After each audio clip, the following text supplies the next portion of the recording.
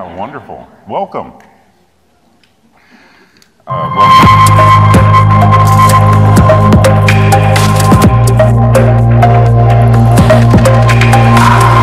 That's fancy, isn't it? Nice animation. That's brand new. Hi, everyone. Welcome to the National Academy of Sciences, and welcome to DAZER, our special edition celebrating the 100th anniversary of the NAS Building.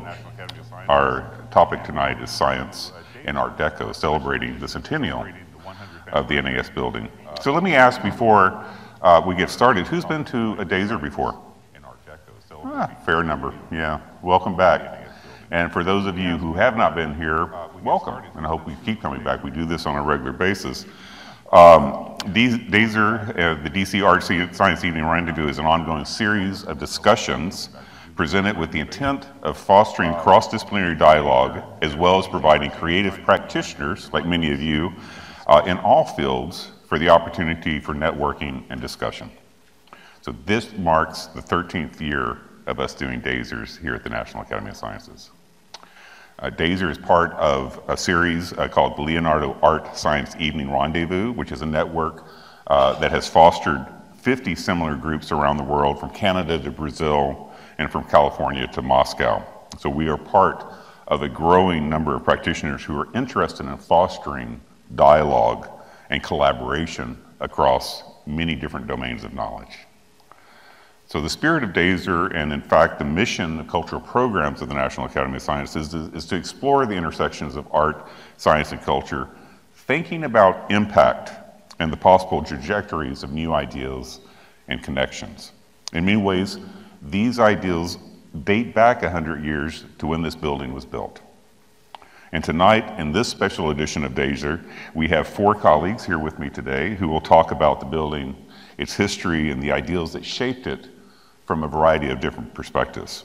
So I'm going to go ahead and introduce everybody, and then we'll let everybody talk about their work for a few minutes, and then we'll come back for a discussion and open up the floor to questions from the audience. So first we have Tom Burnett, who is the Assistant Director of Communication at John Templeton Foundation. And many years ago, Tom was a Merzine Fellow here at the Academies.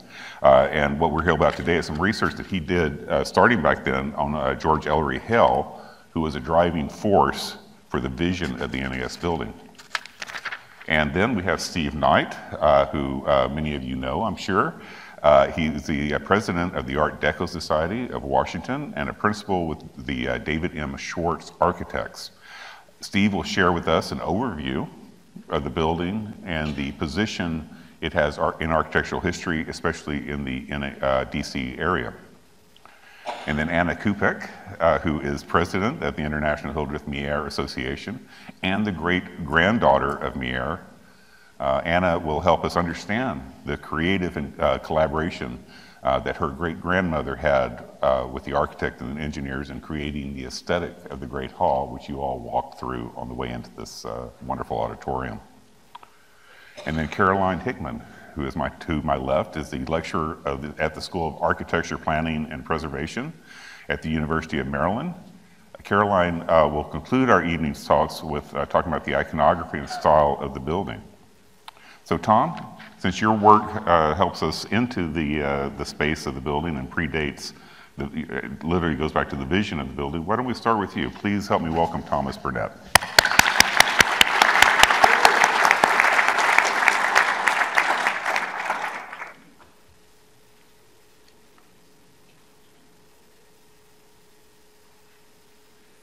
Hello, everyone. Before I start my talk today, I am curious, how many of you have heard of George Ellery Hale before? There's a few of you, and oh, good. Thank you, JD. Good.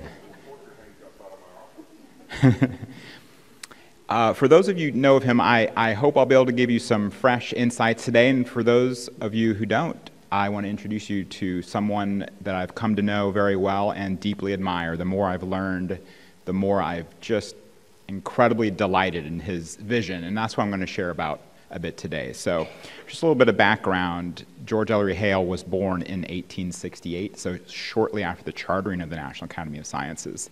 And he died in 1938, about a dozen years after this building opened. So just to give a sense of where he falls in the spectrum, second half of the 19th century, first quarter of the 20th. I honestly had no idea who he was when I first showed up at the National Academy of Sciences. Thought as a historian of science, I knew something or other, but I was missing there's a big gap in my knowledge of this period of history. So what are the things that we should know about George Ellery Hale? First is he was a very famous astrophysicist. And that got him elected to the National Academy of Sciences. Early in his career, he invented an instrument called the spectroheliograph, a version of which is actually on display in the middle of the Great Hall.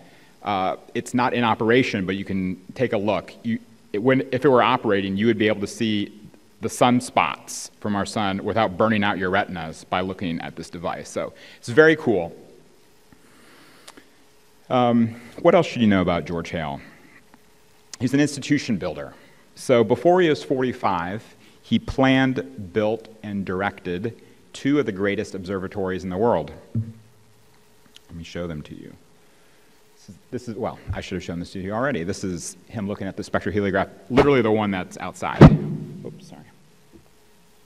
Okay, so he built Yerkes Observatory in Wisconsin, Mount Wilson Observatory in Pasadena, and later in his career, because 2 of these instruments weren't enough, he also built Palomar Observatory in San Diego and Hale Solar Laboratory in Pasadena.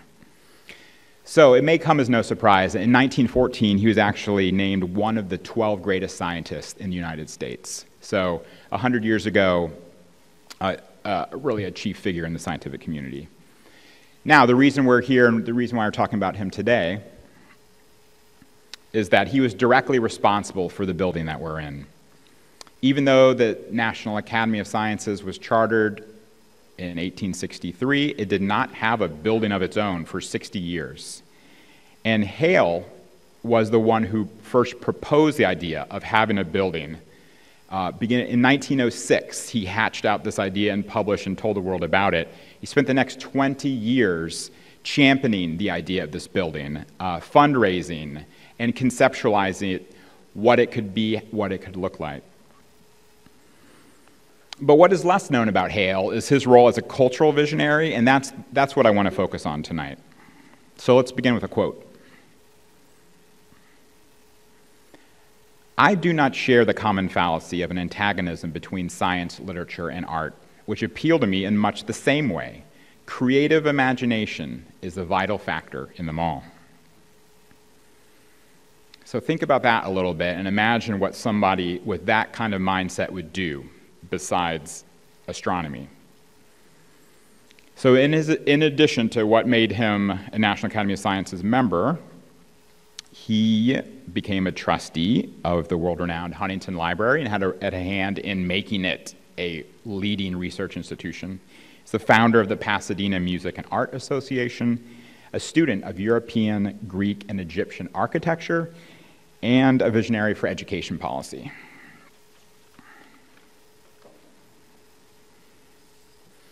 Now, why would someone spread themselves this thin? You can't study the sun and do all these things at the same time.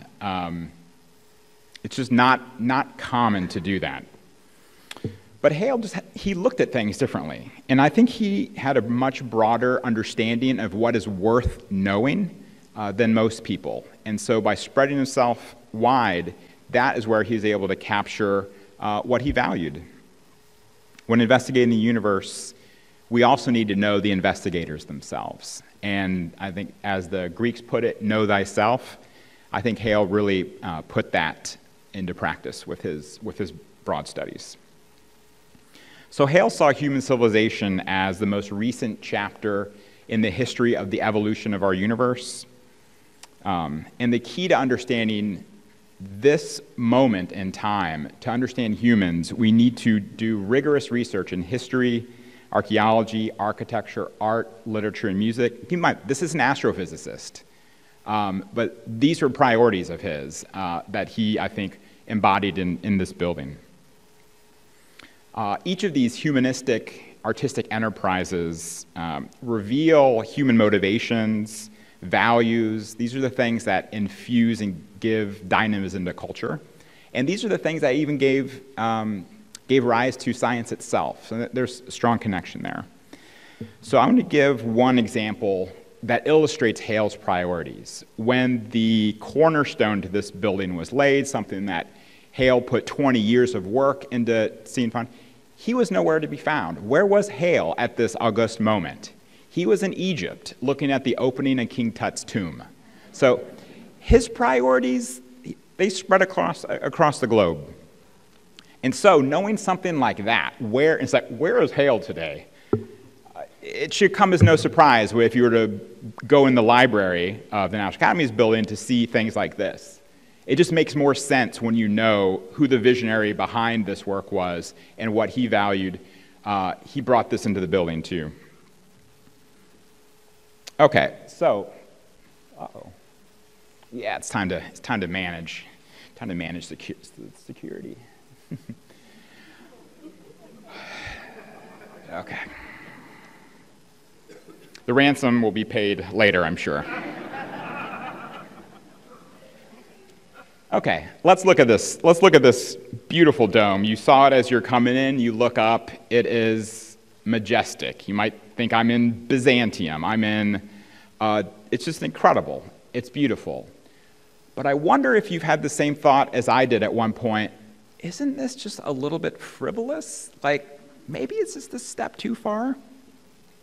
But I think understanding Hale's concept of what learning and understanding involves, and that includes arts, letters, and science, I think this NAS building would be incomplete if it didn't feature this kind of decor and these kinds of illustrations and sense of beauty and majesty. I think Hale would say that art is not extraneous to science, but it completes it. They're both part of a grand narrative of history, of understanding who we are and the world we find ourselves in. We've inherited a legacy of thousands of years of exploration and investigation. When we see that emphasis on history in this building, it's a recognition that we didn't come first, and the intensity of research and trying to learn, it's not invented by anyone in this century or previous centuries. It goes as far back as probably as you can imagine humans to be. Let's talk with my time remaining a little bit about some details of the Great Hall. I want to see if I can throw you some curveballs and maybe a few surprises.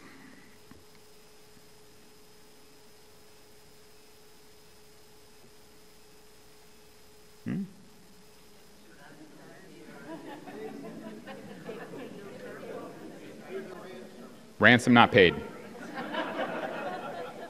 I'm okay with leaving this there.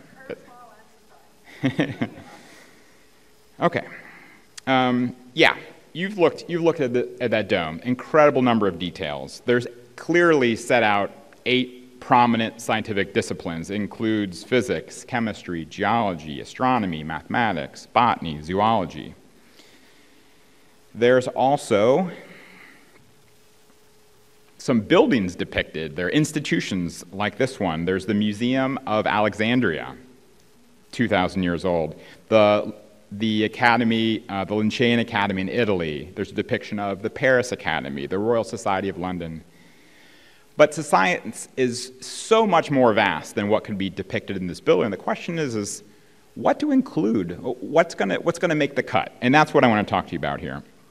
So Hale was deeply influential in how this building took the shape that it did.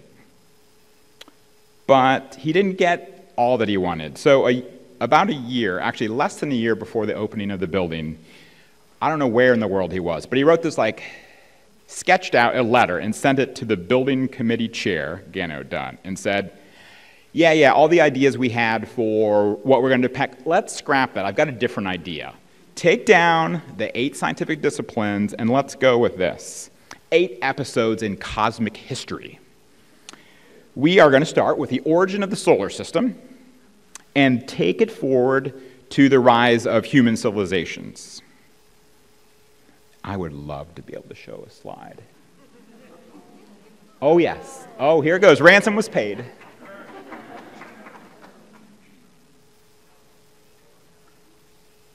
You'll see more of this stuff with the other presentations, so I'm gonna blaze through it, but you're gonna get more. Okay, here's this wild note that he wrote. We have in our archives. When I read it, I was just astounded. This is an alternate history of reality that still exists thanks to some excellent record keeping. I want to thank Janice Goldblum for helping me find these materials and learning. So you do not need to read this. I'm going to transcribe it for you. What is this alternate history here? The 8 moments in cosmic evolution. It begins with a spiral nebula before our solar system was formed. It includes the sun, the earth, super ancient forests. I don't even know when the Carboniferous era was, but I'll say it's a very, very long time ago. Very, very, very long time ago. Then the rise of animals, the rise of prehistoric humans, like pre-Ice Age, then the most recent Ice Age, and the 8th episode is the rise of human civilizations. Doesn't stop there. That's just the 8 figures that would be in the dome. Well, then there's room, in those pendentives, there's room for those 4 scientific academies that I told you about. Then there's more space available, and Hale wanted to put it 12 more scientific institutions. So it was really going to emphasize, like starting with the solar system, but really front load the scientific investigation. This was his idea.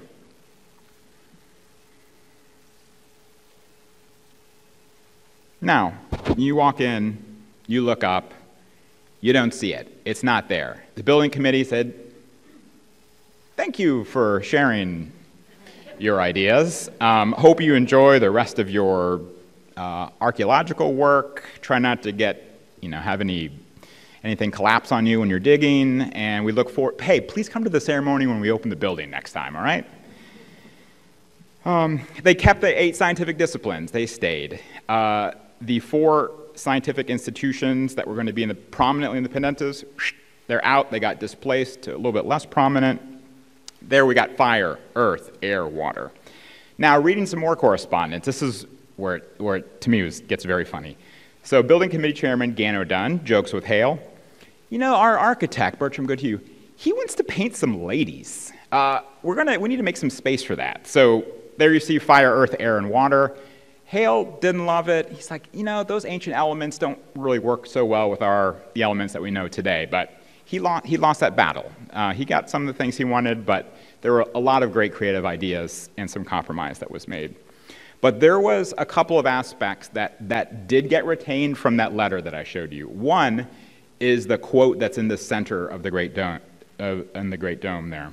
"Ages and cycles of nature in ceaseless sequence moving." I can pull that up. Okay, it doesn't make any sense to me without this story. So this is related to his depiction of cosmic history. This is the quote that was to attend that. This retained, the other episodes did not. And also, once he got the bad news that his plans were not going to be fully realized, he made a request. Of those 8 scientific disciplines, say, could you pull down one and replace it? Take down mineralogy and add anthropology. This one. This was a late addition, which you would not know looking at it today. But this really reflected, I think a quintessential characteristic, the importance of the humanities and social sciences in what Hale considered very much the scientific enterprise. Part and parcel, they belong together. And I think Hale would say, and I've come to believe as I've gotten to know him better and better, that our understanding of nature is incomplete if we don't understand the investigators. And so now that you know a little bit about the debates and decisions that were related to how this building and its decor came together, I hope you'll see the building with new eyes. Thank you.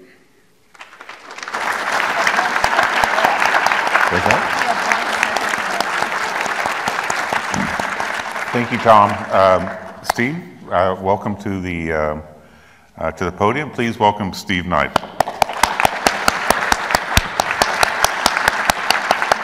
Good evening. It's a pleasure to be here tonight. I like the idea of phrasing the title of this section as a question. I think if there's any one thing for me that ties science and art together, it's a spirit of inquiry, and that really does mean asking questions, sometimes really silly questions, but nonetheless it's all about asking the questions and getting better questions. And because I'm with the Art Deco Society, there was a paid product placement to have the term Art Deco in the title.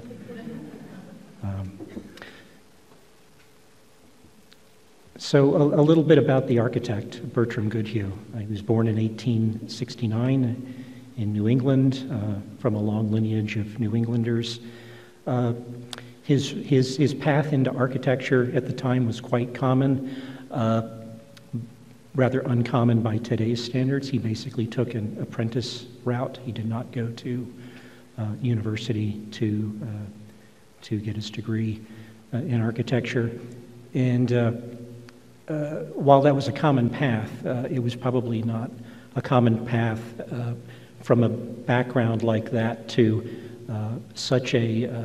building such a successful and prolific career, an incredible body of work that spans the country. Not only are there completed works here in Washington and New York and the Northeast, but also California, the Midwest, and even as far away as Honolulu, Hawaii. And it's an incredible breadth of work. In that sense, he did quite epitomize the time. He was, in essence, an eclectic as a designer. He worked in a wide variety of styles, vernaculars, if you will, Gothic, Tudor, Spanish picturesque, and a lot of other styles in between. He was, while he didn't have the formal educational chops, if you will, he certainly embraced the notion of being a really good student. He was very well versed. He studied a great deal. He traveled a great deal. And all of his work is really executed at a very high level of quality in rendering in a given style, if you will. But also there's a spirit of inventiveness that pervades the work. And that only grows through time, and we really see that here in the National Academy. I think this quote is very interesting. It was in a letter that he wrote towards the end of his life.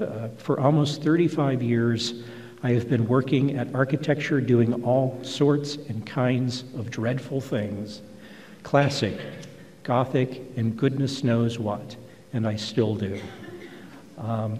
But I would argue that his Gothic renditions, particularly in some of the examples here, the Rockefeller and the Memorial Chapel being a later one, it really begins to move away from a strict interpretation of Gothic into something that's a little bit more modern, pared down. This photo doesn't quite do it justice, but if you see detailed images of this building, I think you'd come to appreciate that. And I think also in a home like the Koppel residence in Pasadena, California, it's quite inventive in terms of its expression, and it's particularly the massing. It's very playful and inventive in a way that I think other architects who practiced in that same idiom and style, they didn't quite hit that mark. So a little bit about the timeline of this building in terms of its coming to fruition. About 6 years from start to finish, and that's from the start of a project at its inception, as in the Academy knew what they wanted to do. They wanted a building, and they were close to getting fundraising. That's quite a long time. 6 years is a long time to design and erect a building of this scale at that particular time. And there were a few complications along the way that I think really speak to that, and they're very much at the intersection of Goodhue and what he wanted to do and what he thought was right for this building and what others wanted to do. He was approved as architect in 1918. There was a relationship between Hale and Goodhue. They were friends, so that helped seal that deal, if you will. It took a little time for funding to get secured, primarily through the Carnegie, then the corporation, now the foundation. They eventually purchased the site. There's a lot of controversy with Goodhue and the site that was chosen. I'll touch on that again in a minute. He then began design work in late 19 and into early 20. And at that time, the CFA, Commission of Fine Arts, that was fully formed. This is the body, for those of you who aren't aware, that's the regulatory body where anything that's within basically the view shed of the mall or other federal sites within Washington, this body has design review and purview over that work. And at the time, the McMillan plan that largely formed the mall footprint as we know it, and the design ethos of the early buildings as a white Roman city, that was fully formed and fully championed by the CFA at that time, and Goodhue thought that something very different should happen. So that initial design was rejected. He went away dejected, and it took a great deal of time for him to, in essence, get over it, and for things to sort of get reformed. A few interesting things happened in that interim period. He didn't really change the design very much. Rather, he refined the quality of the drawings for the submission. A couple of commissioners that were real champions of classicism came off the commission, and others that were more hospitable to Goodhue's way of thinking came on. And also, in the interim, he won the commission for the Nebraska State Capitol. It was a very noteworthy design competition. All the greatest, best practitioners, or a lot of them anyway, in the states submitted, and his design was the masterpiece. It far outstripped the others. So that gave him a degree of notoriety that really helped. So anyway, the design is ultimately approved, drawings are finalized, ground is broken, the cornerstone is laid. Unfortunately, Goodhue passed away relatively young at the age of 54, just a couple of days shy of the dedication of the building. So it's dedicated 4 days after his death on April 28th, 1924. And I just learned this, I thought it was really interesting, that the Paris exposition, some of you may be familiar with this, this was this great World's Fair that took place in Paris. Exactly 1 year later it opened and was there for 6 months. This was sort of the defining moment of Art Deco as we understand it. The style had been percolating on the continent for a number of years, interrupted by World War I, obviously, and then picks steam back up again. And this was really an exhibit that a lot of people around the world saw, and it really it showed a mature approach to design that was largely ahistorical, not fully historical, but it was all about what was modern and contemporary, and really tried to embrace that and bring it forward. And I'll try and touch on how I think Deco and the building tie together again in a minute.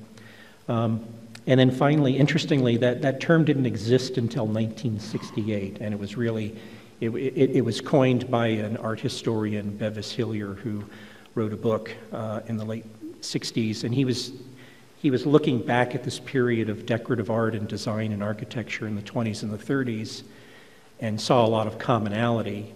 And then he saw this exhibit, this exposition that I mentioned, as sort of the defining moment, and sort of he drew the term Art Deco out of the name of that exposition. A little bit about the building itself. The original building, the facade is still the facade as we know it. It was in essence a modified T, as you can see in the plan there, with the broad, or an inverted T rather. It's highlighted there in orange. So that was the original building with the Great Hall at the back, and then sort of the administrative and public spaces wing fronting onto Constitution Avenue. The balance of the massing came later, and much later, interestingly, it came really throughout 3 phases in the 1960s. I'm always amazed when I look at it how faithful the exterior rendition of that is to the original, particularly in the 1960s. That's just not what architects were doing then, and certainly not what they're doing now. And it's largely the firm that did it, Harrison and Abramowitz. Harrison was actually an apprentice in Goodhue's office early on, so there was a good tie and connection there, and he obviously wanted to be deferential to the original. But I'm going to go forward here and maybe come back, but I guess I'm going to start by making let's call this the point, or examples of the point, if you will. In other words, what was appropriate, what everybody thought was appropriate to do architecturally for buildings on the mall, or certainly nearby the mall. And then when you look at Goodhue's building, you see something that, I'd love to toggle back and forth, but I'll probably drive us all crazy if I do that. But the point here is you see principles of classicism, but not overt replication. A sturdy cellar base across the bottom, those tall two-story windows, and the solid and void relationships between the windows and the walls. They're in essence suggesting a majestic, tall, two-story middle, the piano nobile, if you will. And then across the top, separated by a strong cornice, is the attic. That's classical DNA at its roots, but he's doing other things here. He's paring down, he's streamlining. He's trying to get to the essence of something that still feels appropriately civic and majestic and has the right amount of gravitas, but it's new and it's different and it's pared down and it's plainer and it's very clean. There's lots to talk about in the details. We've heard a little bit. I don't want to spend too much time on that because Caroline and Anna are going to do that more than justice here in a couple of minutes. Looking at a couple of old images, an original sketch or an early sketch for the design of the building that Goodhue did even before the site was selected. He really wanted something that was much more expressive and volumetric, and you can see that very clearly in the sketch on the right, on the left rather, that was chosen, that was done even before this site was selected. So he was, some theorize that he was thinking of a site on top of Meridian Hill, which of course would have never worked out. But it's interesting how when you look at the building when it was shortly after it was completed in the image on the right, it's still a very similar idea. It's just inverted. There's a very majestic facade that fronts on Constitution Avenue. We just saw that. But then the full splendor of the Great Hall and its massing is fully visible on the backside. And that's a great comparison, again, with the Lincoln Memorial in terms of the point and the counterpoint. Another thing, it's really interesting to put this building in the continuum, not only looking backwards or looking contemporaneously, but also looking forward a little bit.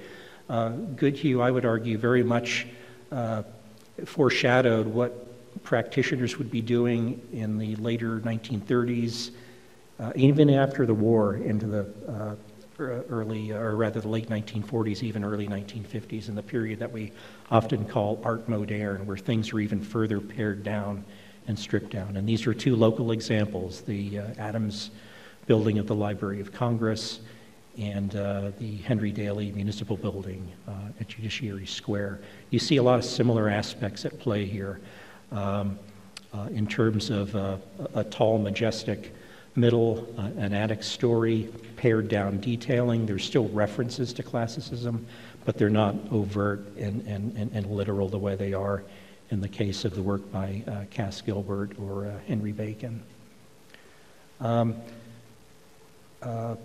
Again, others will do more justice to the details, but I would argue this is probably another tie to Deco here, particularly when you look at the work of Lee Lowry, the sculptor that's credited with a lot of the work here inside and out.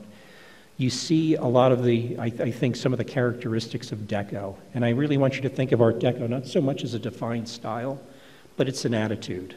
Another way to think of it would be it's the accent that you would put on any language that you might be speaking. Italians put their own spin on Spanish in Argentina and their own spin on English in the States. So that's the way to think of Art Deco. It's about paring down, making things geometric, repetitive, celebrating shapes, colors in a more pure, abstract sense. And I think you clearly see that in the details. And then I'll just conclude with that this really was the foundational building for this last chapter of Goodhue's work. That masterpiece, the Nebraska State Capitol on the left, and then the public library in Los Angeles on the right. And again, I think you can see some ties there, that he was clearly exploring a number of interesting ideas that he carried forward from here to other buildings. Thank you.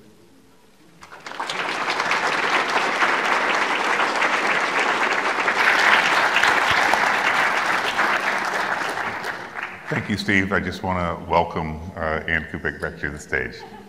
Welcome, Ann. Anna.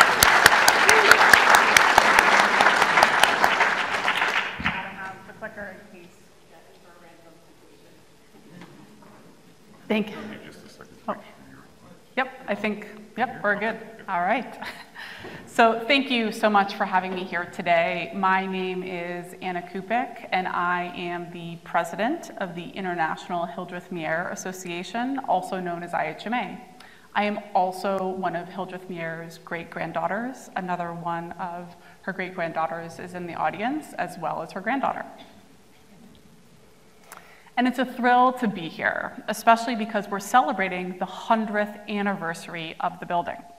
And fun fact, the last time I was here, I was surrounded by a group of Hildreth's descendants for the 2022 premiere of the Hildreth Meière documentary series. And so today, I'm excited that we're celebrating the lasting, enduring artwork of this building. Let's take a look into the vibrant world of Hildreth Meière, an artist whose bold vision shaped some of the most iconic public places in the US between the 1920s through the 1960s. From shimmering mosaics to larger-than-life murals, her work is as dynamic as it is enduring. This quick video will give you a glimpse into her extraordinary life and legacy. My mother always said she fell in love with great, beautiful walls. Hildreth Meière was one of the most renowned American muralists of the 20th century. During her 40-year career, she worked with leading architects of her day and designed approximately 100 commissions, both secular and liturgical. She got architecture and she understood the scale. She was really a woman designer in a man's world. As an artist, she didn't shy away from being a woman and having to pave her own way. She held her own and kept being invited in to do beautiful and important work in beautiful and important buildings. As Meière said herself, a good mural is something that cannot be taken away without hurting the design of the building. And if you could remove it, it shouldn't have been placed there in the first place. She created a body of art that, in terms of mural mosaics, is unparalleled. So that's a little bit about Hildreth Meière, and her first big break as a muralist was here at the National Academy of Sciences for the Great Hall. She worked alongside Bertram Goodhue, who quickly made her his go-to muralist. And she designed the hall's scale, color, and intricate detail. When you came into the building and you looked up at the dome, the pendentives, and the soffits, you might have thought you were looking at mosaic, but it's actually painted and gilded raised gesso on tile. This method creates an elaborate, textured, and visually dynamic result, making the artwork appear more intricate and opulent. Given that we are in a building dedicated to science, as Tom had previously talked about, why would they want murals such as this in their lobby? Let's find out. To understand why this style of artwork was chosen, let's rewind to the late 1800s. Between 1876 and 1917, you had the American Renaissance, sparking a revival of classical styles in public buildings. This period embodied allegory, history, and a sense of America as heir to Greek democracy, Roman law, and Renaissance humanism. You also had the 1893 World's Columbian Exposition in Chicago, showcasing cutting-edge architecture and art, which helps set the stage for the grandeur that we see here at the Academy. The formation of New York City's Municipal Art Society in 1893 and the Washington, D.C. Macmillan Plan of 1901 shaped urban planning and the city beautiful movement. Around the same time, mural painting was becoming a formal profession, with the founding of the National Society of Mural Painters in 1895, an organization that Hildreth would later lead as president. Appetite for public murals was booming, as exemplified by the 1897 Library of Congress mural program, where 19 artists created over 100 works. With all these variables in one's favor, what an exciting time to be a muralist. Hildreth and Goodhue would meet a few decades later in 1921 via muralist Augustus Vincent Tack. Hildreth first showed Goodhue her architectural renderings, but he wasn't impressed. Her vaudeville sketches, now those caught his eye. It was then he saw her as a perfect collaborator, someone with fresh ideas that matched his vision for mural work. Have you ever met someone who could make your professional dreams come true? For Hildreth, that was Goodhue. From a young age, Hildreth, pictured here on the left with her sister and mother, dreamed of becoming a muralist. Her mother, Minnie, was an artist turned homemaker and passed down that creative spark. A post-high school trip to Florence, Italy, sealed Hildreth's fate. She fell in love with murals. Though women of her generation weren't encouraged to work, her passion was unstoppable, and her family fully supported her. To sharpen her skills as a muralist, Hildreth pursued education and competitions in the US to learn drawing, scale, color, and collaboration. She studied at the Art Students League in New York City, where she became vice president in 1923. Are you noticing a trend here? But she did face barriers too. The Beaux-Arts Institute of Design didn't accept women. So she went to the School of Applied Design for Women instead. Ironically, and thankfully for us, the Beaux-Arts Institute sourced projects for the women's school from architects. So Hildreth received fabulous mentorship and projects from her future clients, these architects. She increased her ability to work at scale through education at Columbia University and also participating in the Navy in World War I. All these skills came in handy as Goodhue engaged her on several projects between 1921 and 1924, of which included the Academy Building here and the Nebraska State Capitol. The commissions for the Academy Building and the project at the Nebraska State Capitol called not only for a very skilled architect, but a team of expert craftsmen and artists to create spaces that would be both meaningful and beautiful. Hildreth was the newest selection to his team, becoming Goodhue's specialist in painting. And I say this as a loose way to describe her role, as she would expand the use of her mediums throughout her career, such as glass and marble mosaic, wood, metal, leather, etc. And Goodhue had already done several collaborations with teammate Lee Laurie, who was an architectural sculptor, and finally, master builder Raphael Guastavino Jr. of the Guastavino Company, whose patented fireproof and acoustic tiles were the medium of choice for speed, efficiency, quality, and acoustics, and ended up in over 1,000 buildings in the US. James Henry Brest, who was influencing Hale, and therefore the building committee, was very excited about this team. He said, "It will be a beautiful thing. Both the architect and the decorative artists are almost geniuses. They are so gifted, and the whole will be an ideal work of art."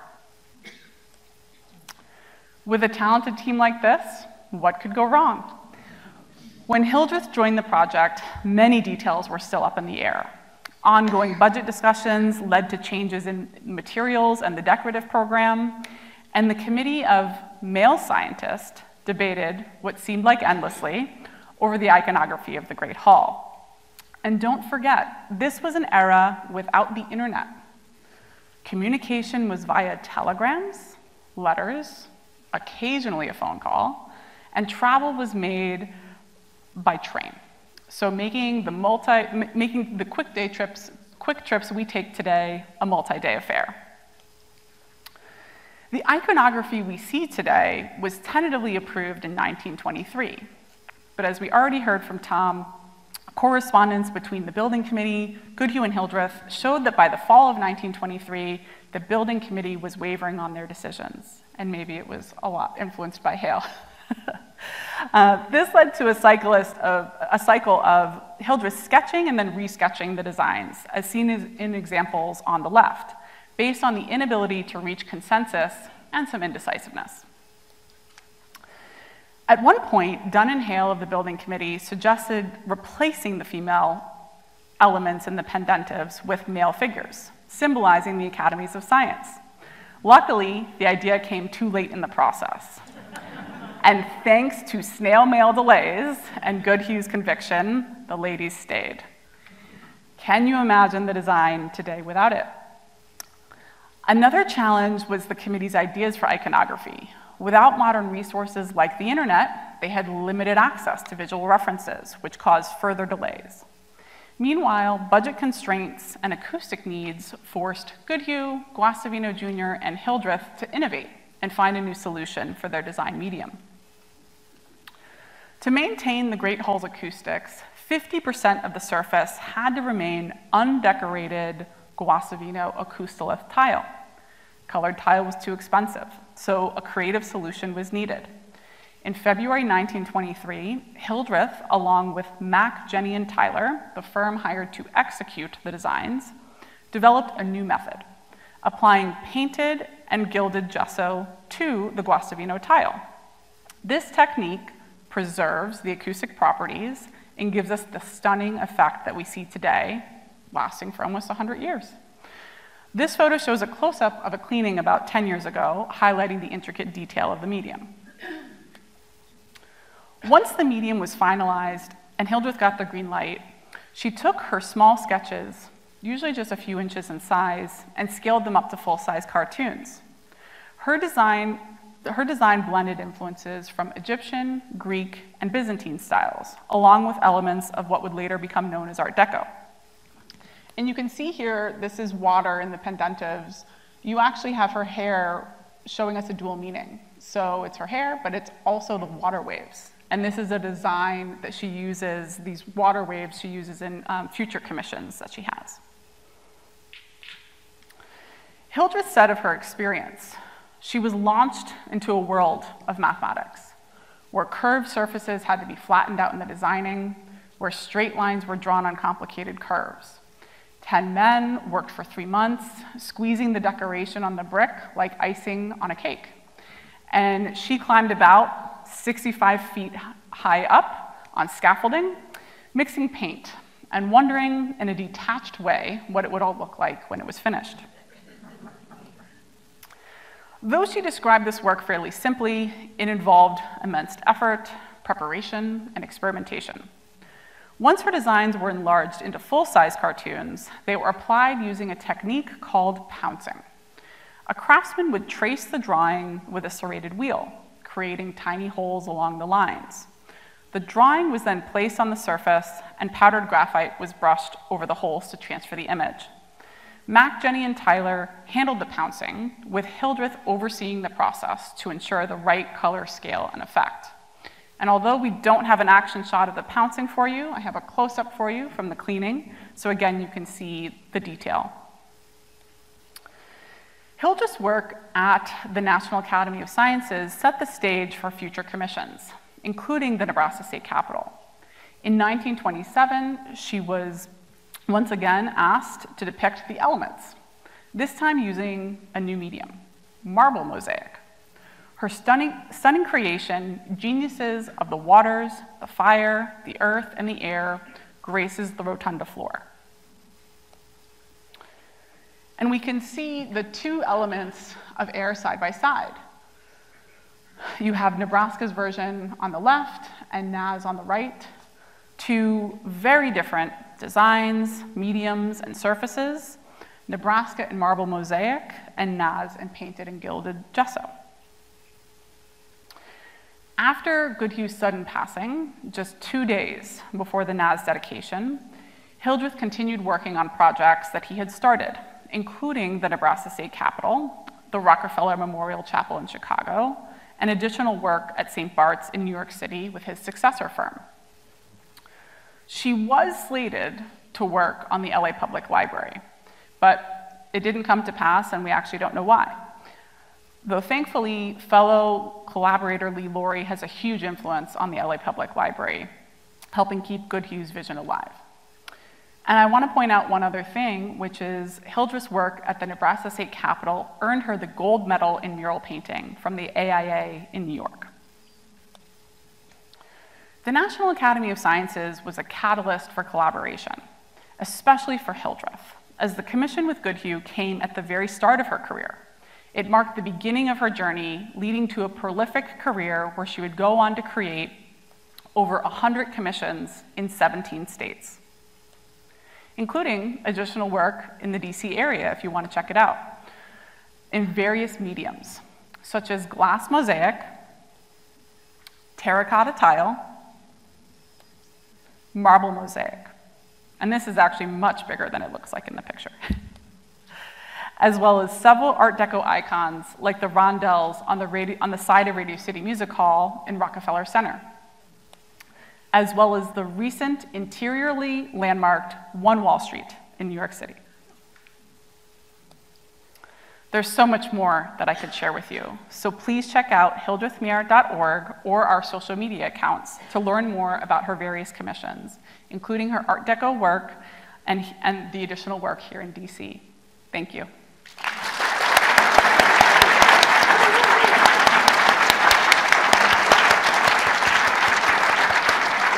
Anna, thank you so much, Anna. Really appreciate that. It's always good to have you back.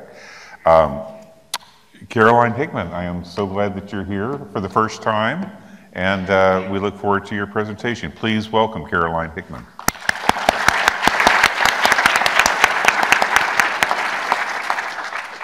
Good evening.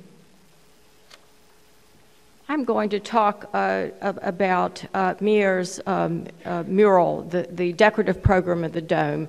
And because of time, I regret that we're not going to be looking at Lee Laurie tonight. We could be here much longer, but you probably want to enjoy looking around the building.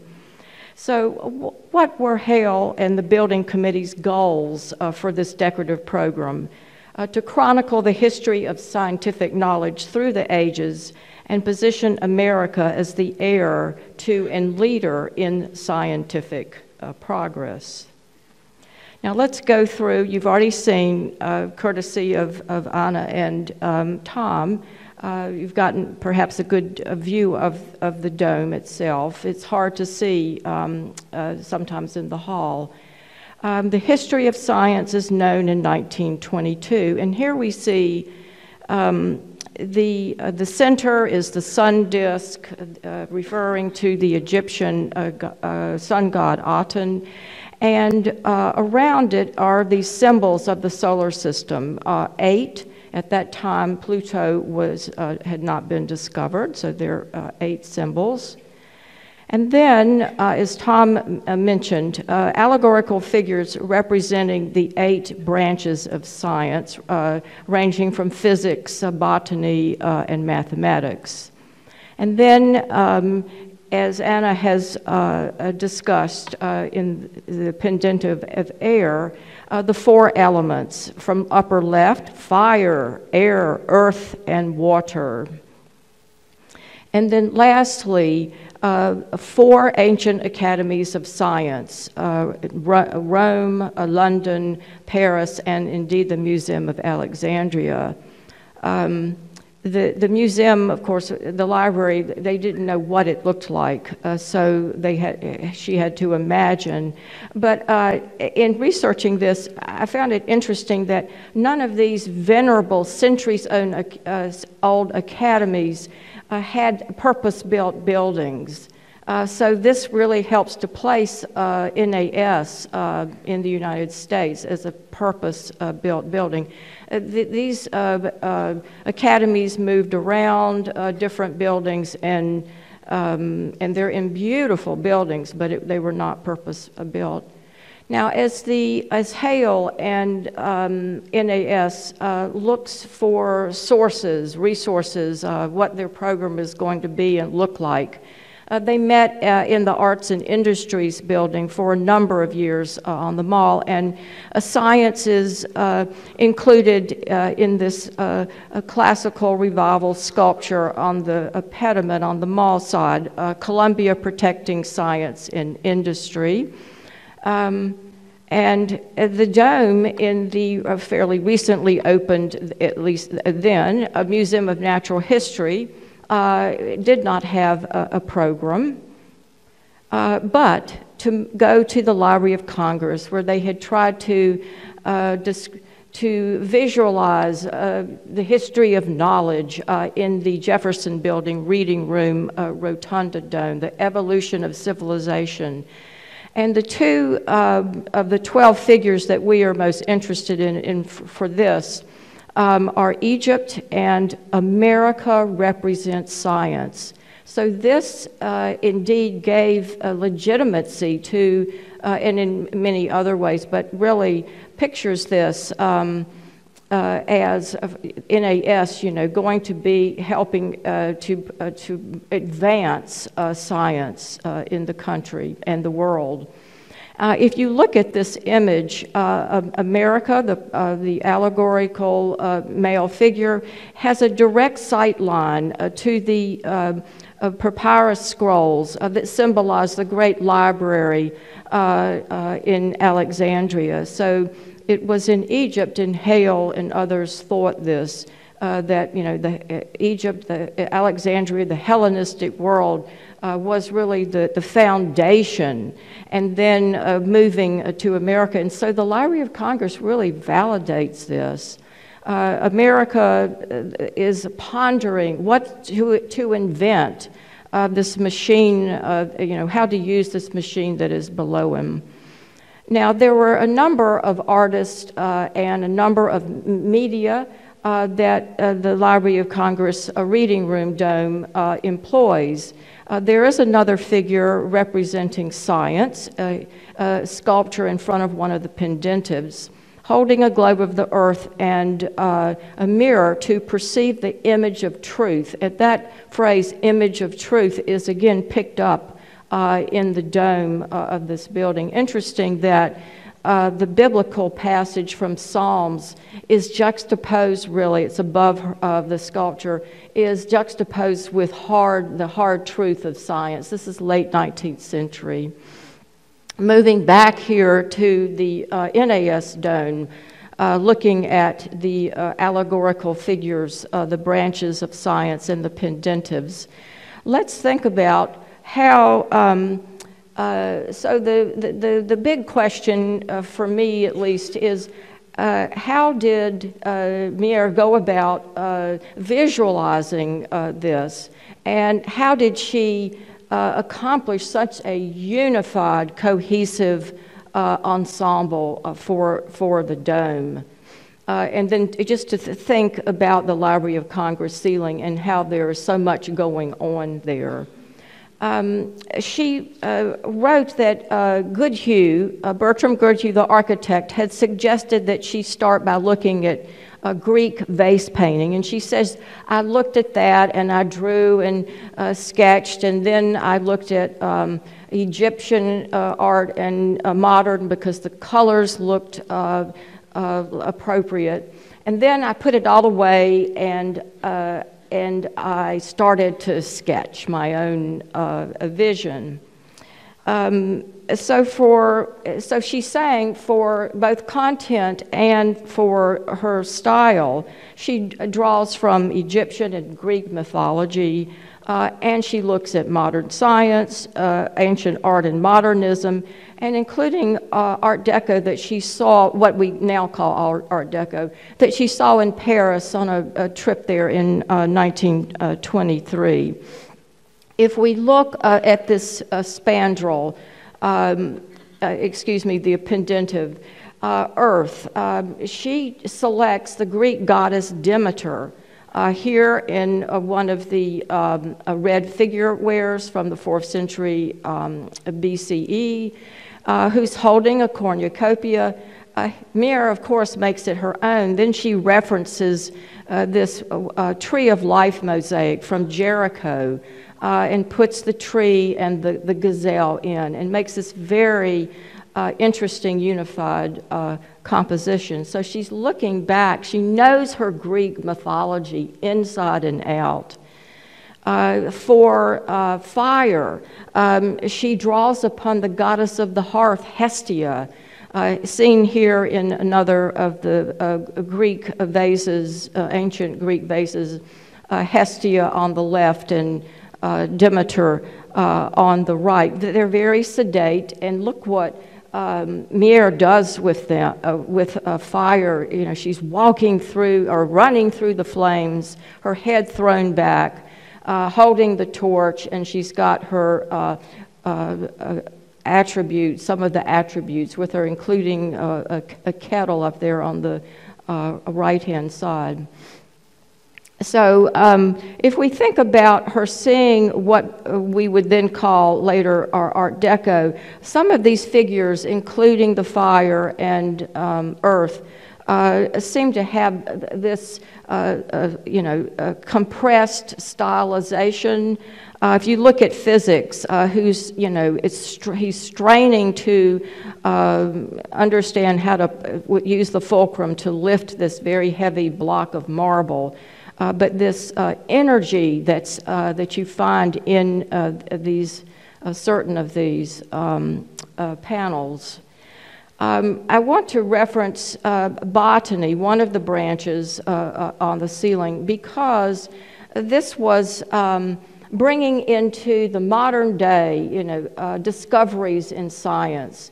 For example, if you look at botany, who's holding plants, of course, down below, there are 4 pea pods. That is a reference to Mendel's pea experiments in 1865 on heredity. The significance of this was then picked up again in the early 20th century, independently by a number of European scientists and then one American. So ushering in the modern age of genetics. So here she is, really bringing into the modern day discoveries right up on the wall. And so when members of NAS would come in, they would immediately understand this connection through civilizations and through time. Now, what was her other source material? How in the world did she really unify this? And I would submit that she got out her copy of Owen Jones's Grammar of Ornament, first published in 1856. It is still in publication. And this was, I show the 1910 folio edition. She may have looked at this. If you looking at the cover, look at the Greek key that's surrounding the motifs and the stylized lotus here in the center. So juxtaposing these different civilizations. And that's what this book was in part about, bringing together the decorative arts of a number of civilizations. Owen Jones was a color and a design theorist, this was bringing a comprehensive global approach to the field of ornament and beauty. And Jones says, he said he ventured to hope that bringing into juxtaposition all these forms, he might aid in arresting that unfortunate tendency of our time to be content with copying. And so, in other words, you use from the past, you selectively draw from the past, and then you make it your own. And that's exactly what she did.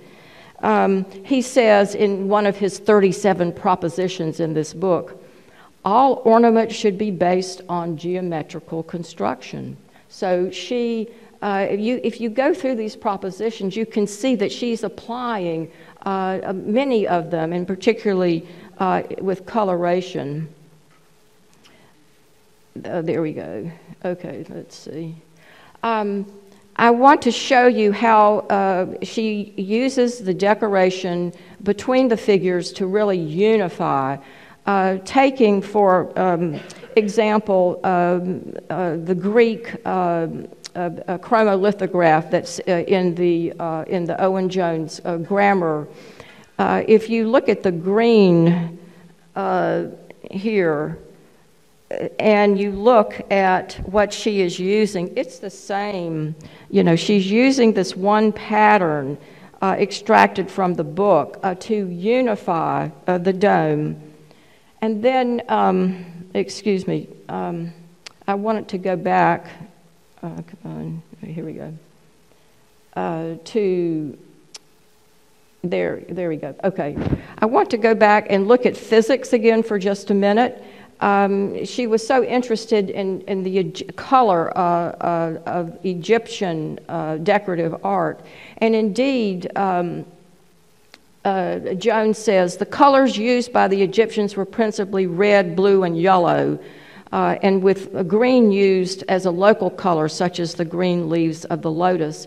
And if you look at her decorative floral with the vases, you can see this abstractive lotus design. So this was really a good source book for her. Now, just looking again at fire, she goes in the early 20s while she's working on this project to Paris, and she sees something like Bourdel's La Danse at the Théâtre des Champs-Élysées from 1912. These compressed bodies, the energy that is in them. And I really think that the depiction of fire is working towards this. Later, you know, from Radio City Music Hall work, her dance, drama, and song from the early 30s, where she's really owned and made Art Deco her own, to compare the two. Now, I don't know if you could see, but fire is blindfolded. And why in the world would fire be blindfolded? Well, when you go out, look at the north wall of the Great Hall, the mural by Albert Herter from 1924. It shows Prometheus, aided by Athena, guided by Athena, getting the spark of fire from the sun god Helios.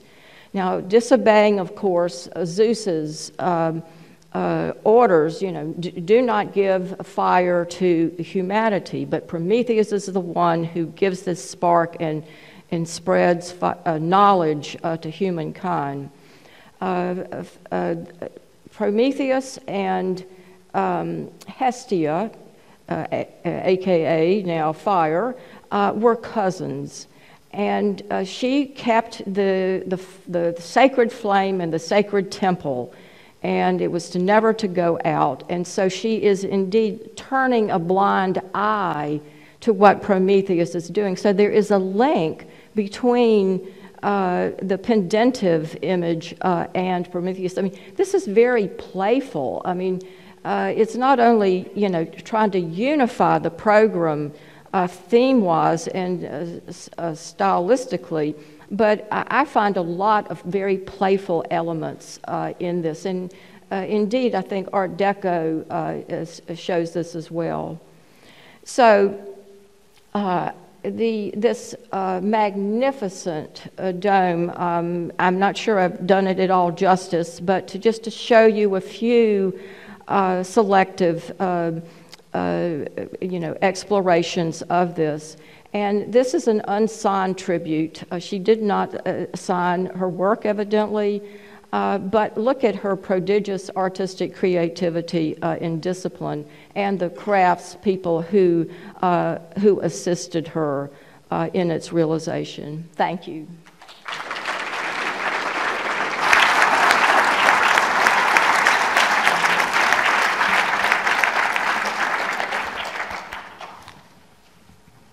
Thank you, Caroline. Just want to remind my colleagues here to make sure your mics are still on and that we have the audio.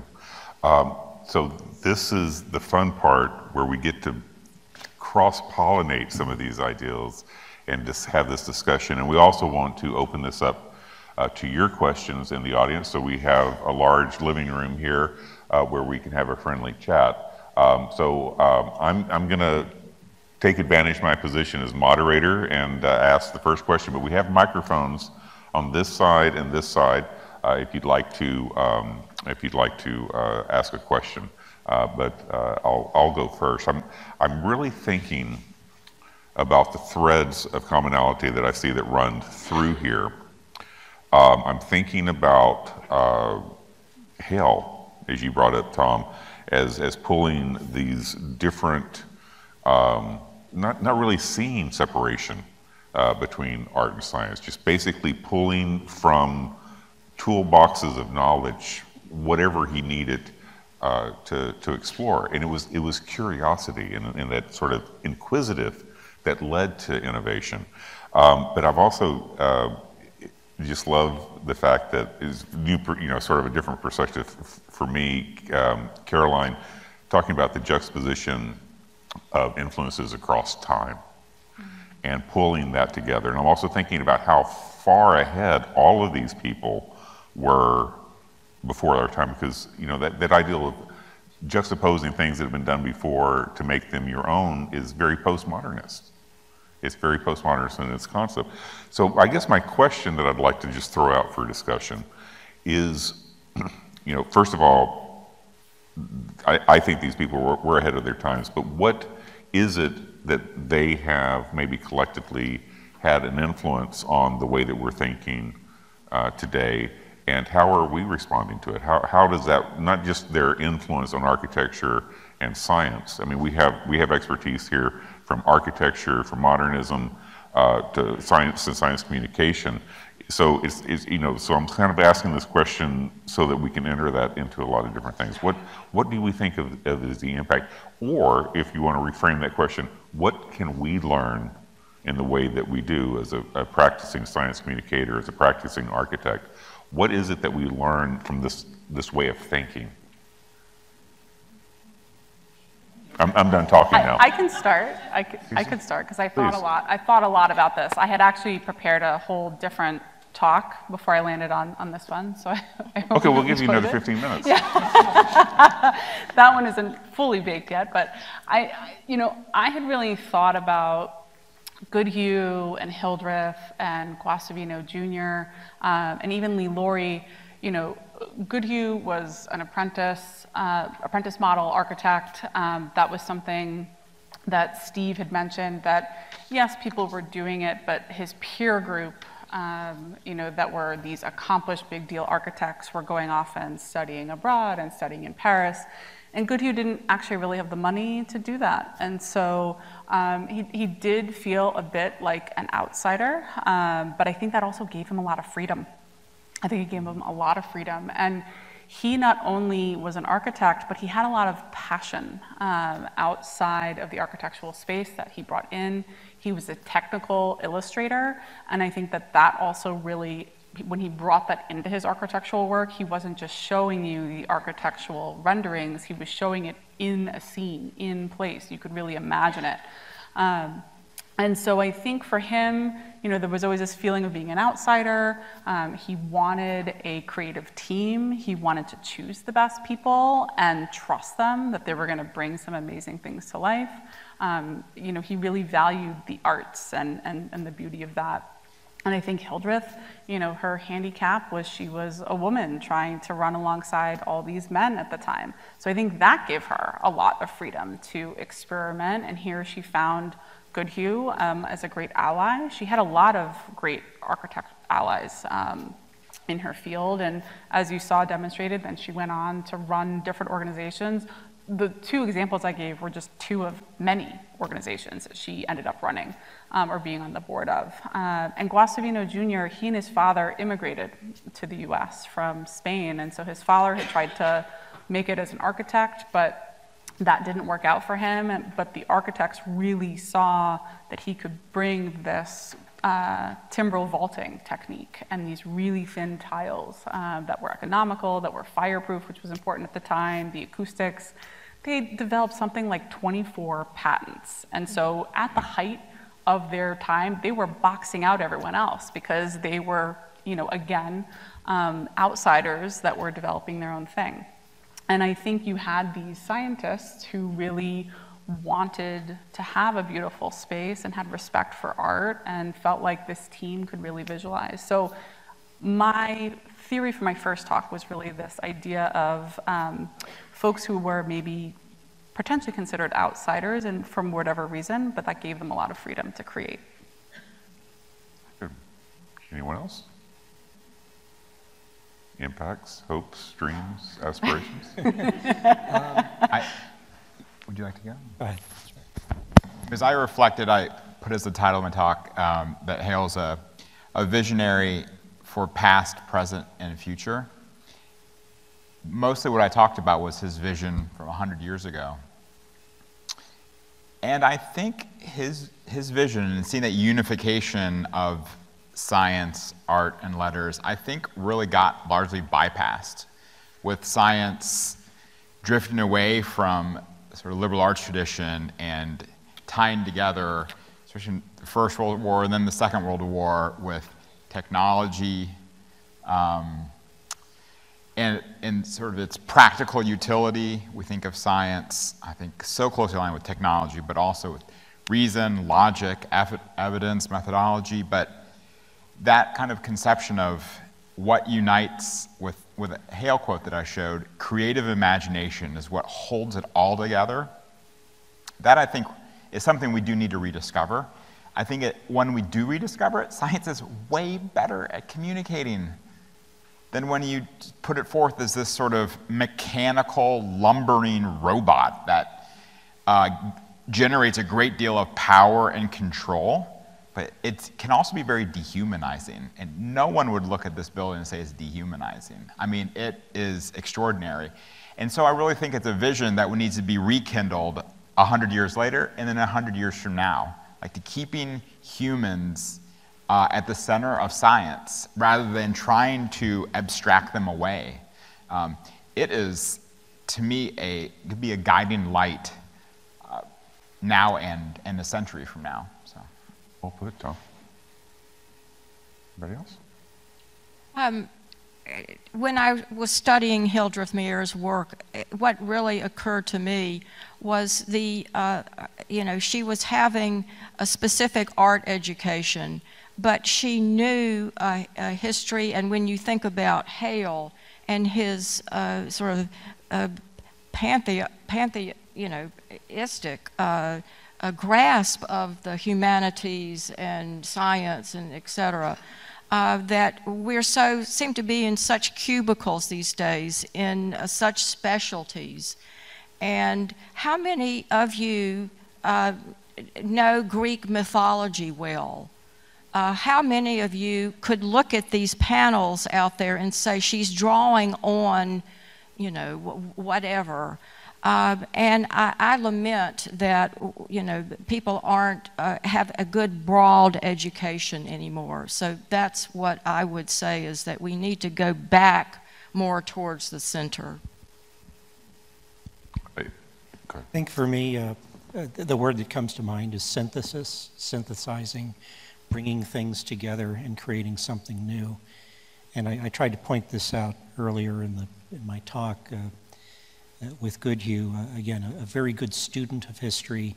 He loved history. He loved old buildings. He loved the mythology, and he was very fascinated with ornament and detail. He was a very good student. He had a tremendous amount of respect for history in the past, and he leveraged that knowledge and that respect to create something new that I think ultimately is very humanizing.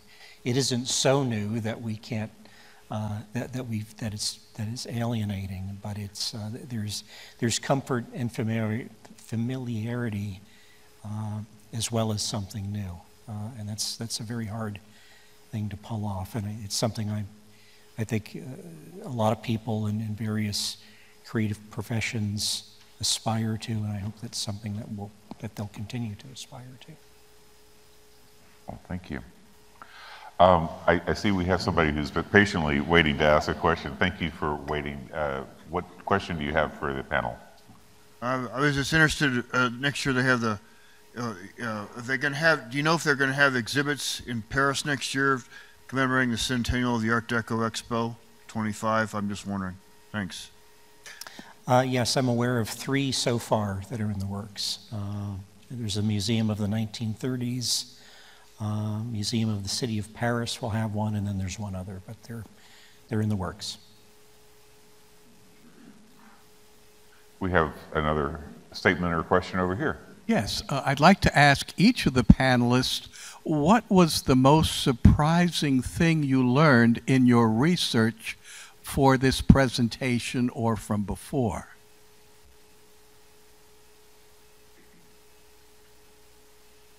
Go in order of presentation. Everybody all at once. I was just so delighted when I stumbled upon a document, a sketched out letter that said, let's change the entire conception of what we're going to do up here. I know it's opening in 9 months, but let's do this thing. And because I had just taken for granted statically, there's these 8 scientific disciplines, and they are ossified. They're static, they're not changing, and there was this other conception of the dynamic nature of history, of how time unfolds. There's this element of change. It's an orthogonal slice. Instead of having a disciplinary cut, you're cutting like through time. To me, that was just the contingency of things that look like they were somehow inevitable or destined to be that way. History is so full of surprise. Things didn't have to be a certain way. And to me, it was really fun. I'll also say, I am very glad that we don't have 12 National Academy of Sciences depicted in a dome. Like, it's a little too building depicting buildings. I think that would have really fallen flat. But I would have liked to see the 8 images of history, and that dynamic nature would have paired well with what I think was there. I think for me, in studying the drawings of the building, it was clear that Goodhue had a very solid idea. To use a bit of architectural jargon, there's what they call the partie. It's the basic organizational diagram of the building, the plan. And it was clear that it was going to be a cruciform with the Great Hall at the center. And while he was only able to realize the center and one of the legs, if you will, of an ultimate a sort of courtyard, four-sided building with the Great Hall at the center, it was a solid idea that I think carried forward 40, 50 years later into the ultimate additions that were done in the 1960s. And again, as I mentioned earlier, I think that those additions being rendered in a way that was very much seamless and sympathetic with the original building at that time, I think that was, I didn't realize that. I just assumed, I've looked at this building all these years, I assumed that those additions came within a couple of years of the original, and they were, a full 2 generations apart. Yeah, I think for me, it was just trying to really get a sense and be able to express to all of you and better define what Hildreth's role was, because a lot of times, she did over 100 commissions. People always ask, well, was she laying the mosaic tile, or what was she exactly doing? And you think, of her as an artist, that she was always the one actually physically handling the materials, but she did have to have an understanding of how these materials worked. They couldn't just rely on ceramic tile. They had to create a new technique. So really getting a deeper understanding of that so that I could share that with you, I think was really interesting to me, alongside just reflecting on the fact that it was a different time. So communications were a lot slower. They're writing these letters to each other, which I think also gave time for the work to really marinate, for her to do research, and to really get to the effect that we have today. So thank goodness for snail mail and telegrams. 3 quick things for me. The first was Mendel's peas up on the ceiling. I was just blown away when I saw that she would use something so connected to the modern day. And then next to it is the sunflower turning its head to the sun, an example of heliotrophism, so important. And then secondly, a number of years I sat in the Library of Congress reading room, would occasionally look up, but who would have known that, that image of science and Egypt, the written word, together would, in a way, validate this building, this exercise, this great enterprise for the 20th century, for NAS and for the United States. And then thirdly, looking at Meière's use of Greek myths in these particularly elements, earth, air, water, and fire, it reconnected me to my childhood, because the first book I ever asked my parents for was Daudelaire's book of Greek myths, published first in 1962. And it was in our school, elementary school library book fair. Everything was laid out, 100 books. I went around and that was the book that I wanted. It was beautifully illustrated with color lithographs. And the gods and goddesses looked so vital and interesting. So some years later, here I reconnect with that book, and I took it out and looked at it the other day. Had that book too. Thank you all. I'm going to answer it too, because I just learned something here. First of all, Caroline, I love this sort of connection of, you're looking at this as looking back and looking forward, just like Hale's vision was. But Tom's talking about the 8 academies of sciences that weren't depicted. It made me immediately think that a little bit less known in another part of the building, in the members' room, Albert Herder did murals around the upper part of the room, and there's 8 universities that are represented there. So I'm kind of wondering if he did, I don't know, Janice and other archivists who know more about me, but it just raises a question. It's like, okay, I didn't get it in the ceiling, but I'm going to do something over here. It seems like it would be very Hale-like to say that sort of, yeah. So I don't know that that's true, but in my mind, it's kind of fun to think about. Thanks for waiting. Thank you all for giving us a good idea of what the goals of the project were and how they were attempted to be realized. Could you tell us a little bit about how the building was opened, premiered, promoted, how it was received at the time in the various disciplines, what impact it had in those other disciplines, and what impact you think it may have had on the work of the Academy itself?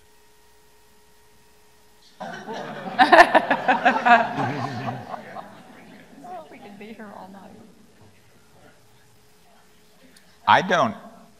I actually don't know really the history of like the way it came into like the opening. I mean, there are materials about it. It's not that it's unknown, but I'm actually pretty unfamiliar with like the celebration around it. I think there probably are several other people in the audience who know more about this, but I think it was very much. This is the visual identity of the institution. This is the placement on the mall. Is it being close to the Lincoln Memorial that the president that signed the congressional charter that brought us into existence. So everything was about visual identity. It was about positioning the academy within the political landscape, so that it would science would be an influence on our policymakers. I mean, it was I think felt as a perceived necessity in order to have influence in a way that they thought would have impact. So I think that was at least part of the answer to the question. So my guess is architecturally it was probably a mixed reception by the profession at the time. 1924, it is what it is, we see it, but buildings that were more overt expressions of classicism continued to be done for a full generation afterwards. Look at a Federal Triangle in particular. It's mostly fairly overt expressions of Greco-Roman classicism with columns and pilasters and metopes and triglyphs and the whole 9 yards. And then again, Art Deco, after that exposition, it does find its way into the States very quickly. So there's a whole sort of parallel thread of architects and architecture doing Art Deco, and a lot of those architects playing in different worlds. They would be doing a Tudor house or a neoclassical church one day and an Art Deco movie theater or bus station the next. So, what you said reminded me of something you told me when we first started talking about tonight, is that you described the NAS Building as a bit of a Rorschach test, where anything that you wanted to see and project onto it, you could, just because of the reasons you said. So, I think we might be over this way again. Thank you. Yes, thank you. Thank you all for this wonderful presentation and gave us a lot of insights. Myself as a Greek, as someone that wanted to become an architect when I was 10 years old, and then physics and math took my kind of over and I became a physicist. Everything you said kind of spoke to me, and I love Tom's expression, science is humanizing. Actually, my question is, and this is a wonderful, I've come many times for meetings in the Academy, and every time seeing this room there is uplifting, and the outside. My question is, we are also in this beautiful auditorium. How was this, in a sense, created, and how it was tied to the more classical? Reminds me probably of the controversy when in the Louvre the IMP pyramids were created, given that the Louvre was also a Beaux-Arts kind of architecture. So do you have any insights to give us about this room and in comparison with... well, the architect the architects Harrison and Abramowitz, they were noted practitioners of modernism in the day, and Lincoln Center, a number of other famous performing arts centers around the world and around the country. I think they viewed the exterior of the building as the right homage to the original, and it was otherwise a container for something that was much more modern and progressive and of its time when it was done. This was, I believe, the last piece that was completed in 1970. And you can't talk about an auditorium without talking about an acoustician, and the acoustician here was a gentleman by the name of Cy Harris, who was one of he was a high-level practitioner of that profession that's very young. It really only emerged after World War II, so he was an early pioneer. So there's a lot of interplay acoustically and architecturally with surfaces. I'm going to go down a rabbit hole, so I think I'm going to stop right there. Styles, but very beautiful, yes. Yeah, I think we have time for one more question, sir. Thank you. Did the artist, did the architect originally intend a bigger building than what was originally built? One of the slides showed the T-shaped building looking from the north toward the south.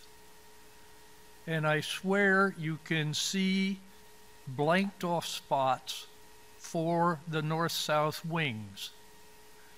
Did the original design include those wings and closure on the north side?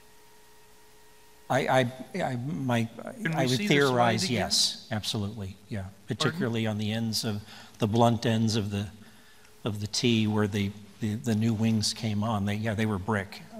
Yeah, it was brick. It was not stone like the rest of the building. I'm sure he intended the full build out. Not exactly as we see it now, but you know. Okay. Yeah, one of the we had a building tour with a couple of the other members of historical societies here, and somebody was looking at the model that we have of the original one, and he speculated that he had always intended for the east and west wings. Maybe didn't know exactly what they would be, but that they would be an extension of that. I do know that there's certain murals, like the murals in the boardroom where the Lincoln portraits are. They had originally intended for those for more contributors to the NAS to be added in portraiture that never was done. So there definitely was an idea of looking towards expansion and looking, really knowing that the Academy was going to exist and wanting the building to reflect the growth. So there was that, but what exactly his vision was and how, if the actualization came anywhere close to it, we don't know. I will say, if you're going to do a scavenger hunt during the reception, one of the things that is fun is to look at, as kind of been alluded to, we haven't really talked too much about Lee Lowry, but there's wonderful doorknobs. Even when you go into the Great Hall, you'll see Prometheus on the doorknob. And it's really quite fantastic. But then up until 69, 1970, it's one of my favorite pieces. In the all the way down to the west in the rotunda, there's big wood doors, and they have these beautiful door handles of Prometheus and Athena, which are also done by Lee Lowry, but several years later in the 60s. So the stylistically thing. So that's your scavenger hunt. If you can bring back proof that you found both of them, I'll try to think of giving you a prize. I don't know what that would be. So we're going to do what we call community share now, but before we go into that phase, please join me in thanking our panelists for this discussion.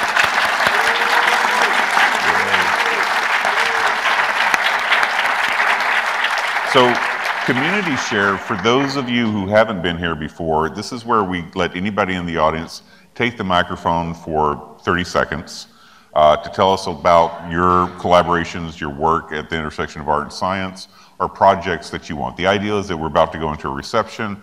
I want people to kind of have a way of starting to talk. Think about it like speed dating for creative people, okay? So I think we have some takers here, and we have microphones on both sides. Please introduce yourself, 30 seconds. Hi, I'm Alexandra. This is Amy. We actually met here 1 year ago, and Amy came up to the microphone, and that's how we met. So we since then have formed a collective of artists who are all kind of focusing on environmental topics or sustainable practices, and we're always looking to kind of add members to our group, so would love to chat with anybody who's interested in that. Thanks for what you do. It's so wonderful to hear that you met here and that this formed here. So that's wonderful. We never hear those success stories, or we do hear success stories. We've actually had couples meet here and get married, and that's also a collaboration. So, all right, thank you so much. Again, seek them out during the reception. Ask them more about this work. It sounds fascinating. Over here. Thank you. My name's Mike Albright. I'm a particle physicist working at Fermilab, and some years ago, Shanti Chandrasekhar, Indian artist, came to Fermilab and had an exhibition of her abstract art inspired by black holes, Big Bang, and such scientific things. And so we collaborated, and we've had 4 exhibitions so far with her art and my science writing and some science poetry about black holes and Big Bang. And so it's a combination of my physics and her art that works very well. So we had one at the Katzen Gallery here, we've had one at Cosmos Club, and at the Kennedy Center. So it's a good collaboration that we're working on. And now we're working on other things like science and symphony music as well, I'm doing. So thank you. Thank you. Anybody else? We've got one coming up over here. Don't be shy. Everybody gets the ball rolling a little bit. My name is Gregory Paul Harm. I live in Austin, Texas. I wrote a book called Lee Lowry's Prairie Deco that's about Lowry's work at the Nebraska State Capitol. It was his largest work that he spent 13 years on. And if you asked me to talk for more than 30 seconds at another opportunity, I'd be glad to talk to you. That's wonderful. So that is actually one area. Please go visit. This is one area that I think is some of the most beautiful work in the building is the bronze work by Lee Lowry. We saw images of it. We didn't really go too much into depth.